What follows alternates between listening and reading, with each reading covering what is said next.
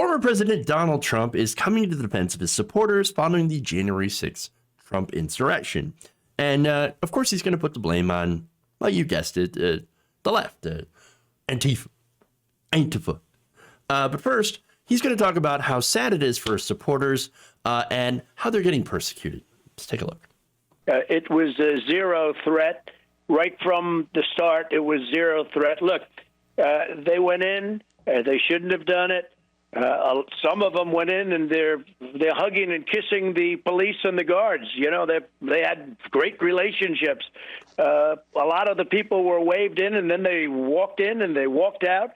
And I'll tell you what, they're doing things to they're persecuting a lot of those people, and some of them some things should happen to them. But they're hugging and kissing with the officers.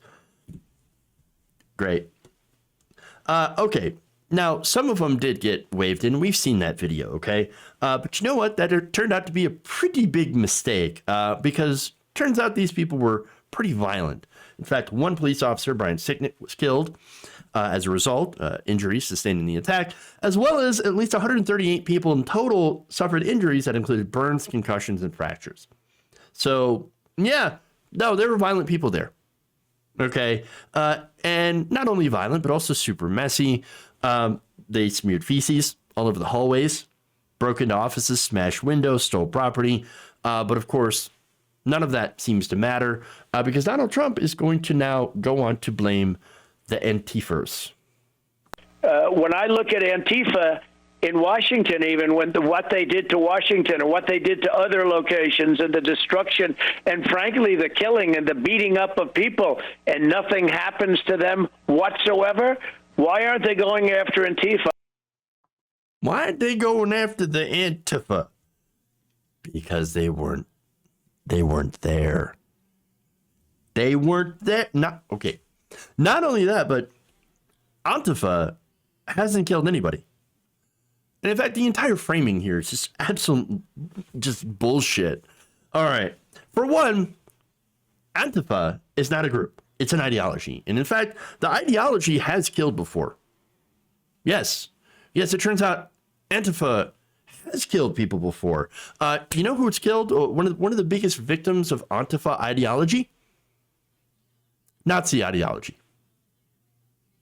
Killed plenty of Nazis. Okay? The leaders of the Third Reich. Victims of Antifa during World War II. So, yeah, okay.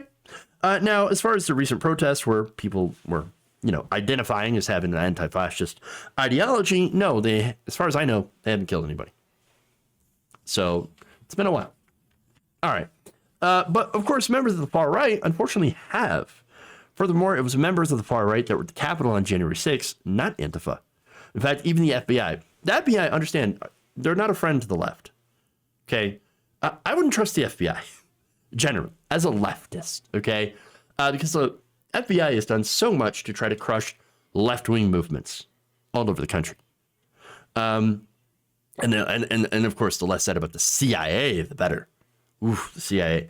But even the FBI, had to come out and admit, we looked into it, we couldn't find any Antifa on January 6th.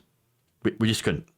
We couldn't find it there. We couldn't find Antifa in the riots during the George Floyd protests either. In fact, here's Michael Paul, special agent in charge of the FBI's Minneapolis field office. This was back in December. He said, quote, "We haven't seen any trend of Antifa folks who were involved here in the criminal activity or violence. Instead, much of the criminal activity took place during the unrest was just more opportunistic and did not involve people affiliated with specific groups." However, prosecutors say that the January 6th riot in Washington did involve multiple far-right groups, including white supremacists, gangs, and paramilitary groups, including some who coordinated before and during the violence. You had, of course, 3%ers, the Proud Boys, and other extremist groups. Okay, they were all there. They were there at the urging and behest of then President Donald Trump, which is why, of course, recently a federal prosecutor floated a possible charge of sedition towards the former president. In fact, this is Michael Sherwin, who until last week was the lead investigator, told CBS News, "I personally believe the evidence is trending towards that and probably meets those elements. I believe the facts do support those charges. And I think that as we go forward, more facts will support that."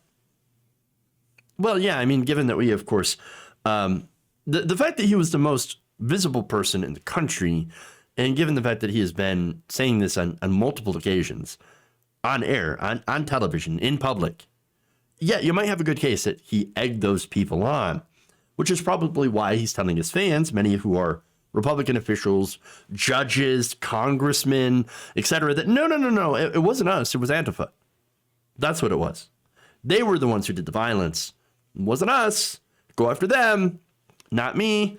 I didn't do anything. Now, the sad part about that is it will likely work. He's got a lot of support from the right wing in government, and they're more than willing to, as they've shown, to not do the right thing. If you enjoyed this video, please give us a like and share with your friends. You can subscribe and help out the channel by becoming a patron. It's patreon.com/Jeff Waldorf, or you can become a channel member as well by hitting the join button below.